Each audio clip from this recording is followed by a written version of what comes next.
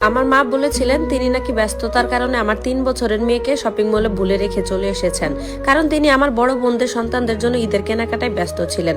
2 ঘন্টা পরে শপিং মলের নিরাপত্তা কর্মীরা আমার ছোট্ট মেয়েকে একা ভয়ে কাঁদতে কাঁদতে খুঁজে পান। আমি মাকে জিজ্ঞাসা করেছিলাম, আপনি কিভাবে একটা 3 বছরের শিশুকে 2 ঘন্টা একা রেখে আসতে পারলেন? মা নির্বিকার ভাবে উত্তর দিয়েছিলেন, ও তো নিরাপদেই ছিল, তুমি বিষয়টা নিয়ে অযথা বাড়াবাড়ি করছো। আমি আর একটা কথাও বলিনি। সেদিন সন্ধ্যায় আমি শুধু একটা ফোন করেছিলাম। 10 মিনিটের মধ্যেই আমার মোবাইলে 68টি মিসড কল জমে গেল। আর রাত 12টার আগে আমার পুরো পরিবার আমার বাসার দরজার সামনে দাঁড়িয়েছিল।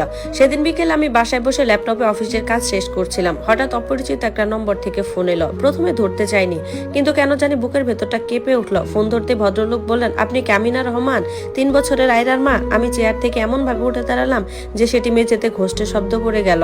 জি আমি, কি হয়েছে? ভদ্রলোক নিজের পরিচয় দিলেন। তিনি যমুনা ফিউচার পার্কের নিরাপত্তা বিভাগের সুপারভাইজার। তারপর তিনি যে কথাগুলো বললেন সেগুলো শুনে মনে হলো পুরো পৃথিবী যেন আমার থেমে গেছে। আমার 3 বছরের মেয়ে আয়রাকে ফোর্ট কোর্টের পাশের কাছে প্রধান গেটের কাছে একা একা কাঁদতে দেখেছে। সে এতটাই ভয় পেয়েছিল যে নিজের নামটাও ঠিক মতো বলতে পারছিল না। নিরাপত্তা কর্মীরা তাকে অফিসে নিয়ে গিয়ে মাইকে বারবার ঘোষণা দিয়েছেন, কিন্তু টানা 2 ঘন্টা কেউ তাকে নিতে আসেনি। আজকে আয়রার দায়িত্ব ছিল আমার মায়ের কাছে। আমি কিভাবে বাসা থেকে বের হয়েছিলাম, কিভাবে গাড়ি চালিয়ে যমুনা ফিউচার পার্কে গিয়েছিলাম, আজও আমার মনে নেই। শুধু মনে আছে আমি দৌড়ে নিরাপত্তা অফিসে ঢুকেছিলাম। সেখানে একটা ধূসর কম্বল জড়িয়ে প্লাস্টিকের চেয়ারে বসেছিল আমার ছোট্ট আয়রা। আমাকে দেখে সে চিৎকার করে উঠলো, মা। সে দৌড়ে এসে আমাকে এমন ভাবে জড়িয়ে ধরলো যেন আমি ছাড়া পৃথিবীতে আর কেউ নেই। তার পুরো শরীর ভয়ে কাঁপছিল। সে শুধু একটা কথাই বারবার বলছিল, মা, আমি জানতাম তুমি আসবে। আমি তাকে বুকের সঙ্গে শক্ত করে জড়িয়ে ধরে বললাম, আমি এসে গেছি মা, আমি আর কোথাও যাচ্ছি না। এরপর একজন নিরাপত্তা কর্মী আমার হাতে ঘটনার বিস্তারিত রিপোর্ট তুলে দিলেন। রিপোর্টে স্পষ্ট লেখা আছে আয়রাকে কখন পাওয়া গেছে, কয়বার মাইকে ঘোষণা দেওয়া হয়েছে এবং কোন সময় তাকে নিরাপত্তা অফিসে আনা হয়েছে। ঠিক তখনই দরজা খুলে ভেতরে ঢুকলেন আমার মা। তার হাত ভর্তি বড় বড় শপিং ব্যাগ। কিন্তু আশ্চর্য বিষয়, তিনি একবারও দৌড়ে আয়রাকে জড়িয়ে ধরলেন না, একবারও জিজ্ঞাসা করলেন না ও ঠিক আছে তো।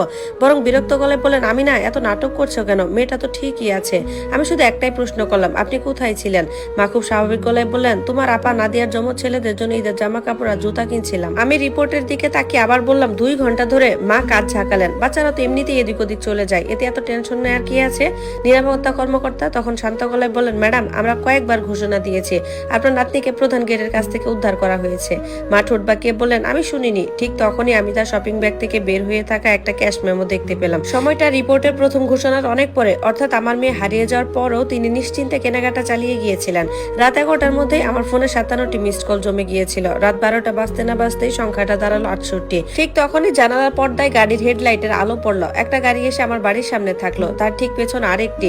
দরজা বন্ধ হওয়ার শব্দ, তারপর দ্রুত পায়ের আওয়াজ। মুহূর্তের মধ্যে দরজায় এমন জোরে জোরে ধাক্কা পড়তে লাগলো যে ড্রয়িং রুমের দেওয়ালে ঝুলানো আমার বাবার ছবিটাও কেঁপে উঠলো। আমি না, দরজা খুলো, এখনই দরজা খুলো। আমি প্রথমে আয়রার ঘরে লাগানো বেবি মনিটরের দিকে তাকালাম। ও এখনো হলুদ কম্বল জড়িয়ে নিশ্চিন্তে ঘুমিয়ে আছে। শুধু একবার পাশ ফিরল। আমি ধীরে ধীরে প্রধান দরজার কাছে গিয়ে বারান্দায় লাইট জ্বালালাম। কাছের দরজা দিয়ে বাইরে তাকাতে দেখতে পেলাম আমার মা, আমার বড় বোন নাদিয়া, দুজনের হাতেই মোবাইল ফোন। মায়ের মুখ রাগে লাল হয়ে আছে আর নাদিয়ার চোখে স্পষ্ট আতঙ্ক। কিন্তু আশ্চর্যের বিষয়, তাদের কারো চোখে অনুশোচনা নেই। কেউ আসেনি আয়রার খোঁজ নিতে, কেউ বলেনি আয়রা এখন কেমন আছে।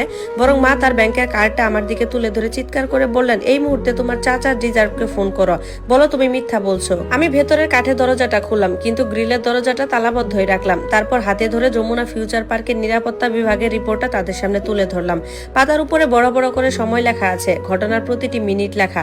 আমি শান্ত গলায় বললাম, আমি একটাও মিথ্যা কথা বলিনি। নাদিয়া রিপোর্টের উপরে অফিসিয়াল রেফারেন্সের নম্বরটা দেখেই থমকে গেল। কয়েক সেকেন্ড আগেও যে মেয়েটা চিৎকার করছিল হঠাৎ তার মুখের রং বদলে গেল। রাগের জায়গায় এবার ভয় দেখা দিল। মা একবার রিপোর্টের দিকে তাকালেন, তারপর আবার আমার দিকে, তারপর ধীরে ধীরে জিজ্ঞাসা করলেন, তুমি ঠিক কি পাঠিয়েছো? আমি এক মুহূর্ত দেরি না করে উত্তর দিলাম, সবকিছুই পাঠিয়েছি। ঠিক তখনই মায়ের ফোন আবার বেজে উঠলো। স্ক্রিনে নাম্বারটা দেখেই তার মুখের সব আত্মবিশ্বাস মিলিয়ে গেল। তিনি কয়েক সেকেন্ড ফোনটার দিকে তাকিয়ে রইলেন। এতটাই নীরব হয়ে গেল চারপাশ যে বাড়ির সামনে কৃষ্ণচূড়া গাছের পাতার বাতাসের শব্দ স্পষ্ট শোনা যাচ্ছিল। আমি বুঝে গেলাম এবার এমন কিছু ঘটতে চলেছে যা শুধু আজকের রাত নয়, আমাদের পুরো ভবিষ্যৎটাই বদলে দেবে। সেই রাতেই সত্যিটা পুরো পরিবারকে বদলে দিয়েছিল। মায়ের ফোনের স্ক্রিনে যে নামটা ভেসে উঠেছিল সেটি দেখে তার মুখে সমস্ত রাগ মুহূর্তের মধ্যে হারিয়ে গেল।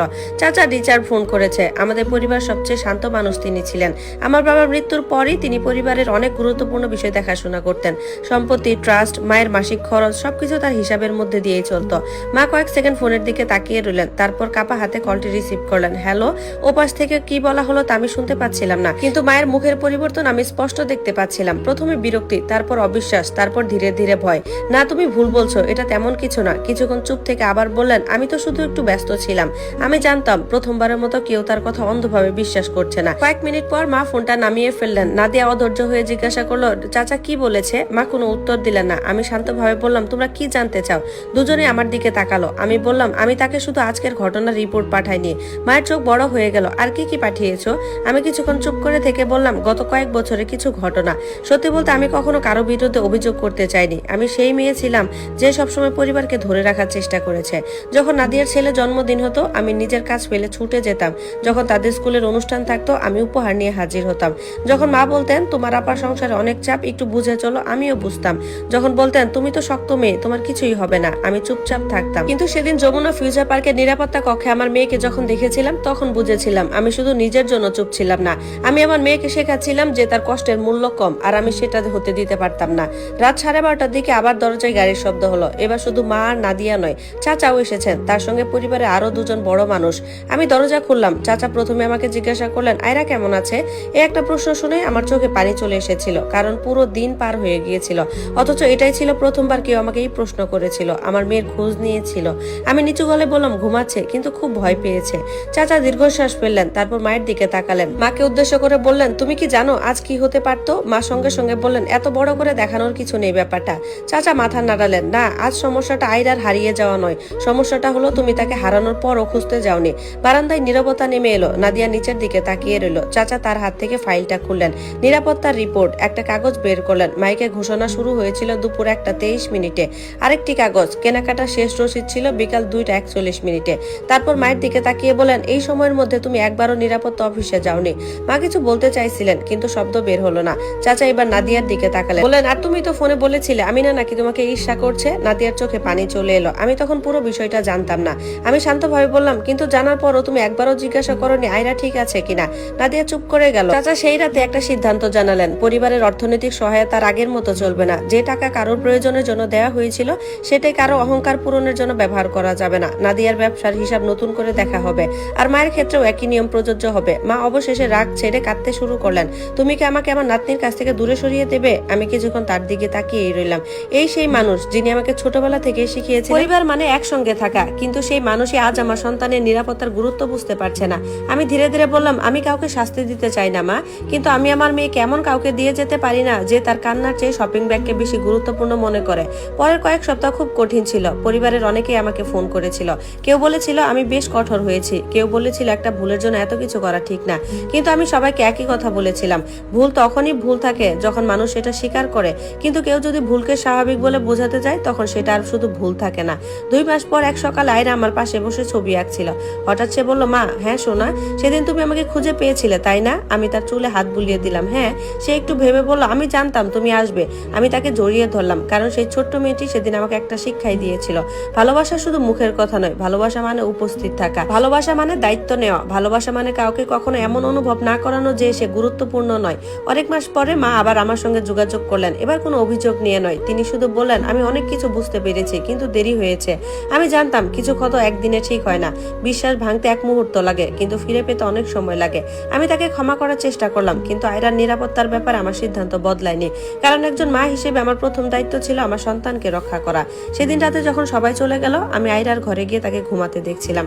জানালার বাইরে চাঁদের আলো পড়ছিল। আমি মনে মনে ভাবছিলাম, কখনো কখনো জীবনে এমন কিছু মুহূর্ত আসে যখন চুপ থাকা সহজ, কিন্তু সেই নীরবতা যদি আপনার সন্তানের আত্মসম্মান কেড়ে নেয়, তাহলে কথা বলতেই হয়। সেদিন আমি আমার পরিবার হারাইনি, আমি শুধু বুঝেছিলাম পরিবার রক্ত সম্পর্ক দিয়ে তৈরি হয় না, পরিবার তৈরি হয় তাদের দিয়ে যারা আপনার সবচেয়ে দুর্বল মুহূর্তেও আপনার পাশে থাকে। আর সেই রাতে আমি শুধু আমার মেয়েকে রক্ষা করিনি, আমি তাকে শিখিয়েছিলাম সে কখনোই কারো কাছে দ্বিতীয় পছন্দ নয়। ধন্যবাদ সবাইকে। গল্পটি কেমন লাগলো জানাবেন। এরকম সুন্দর সুন্দর গল্প পেতে চাইলে অবশ্যই সবাই পেজে লাইক কমেন্টস করে পাশেই থাকবেন।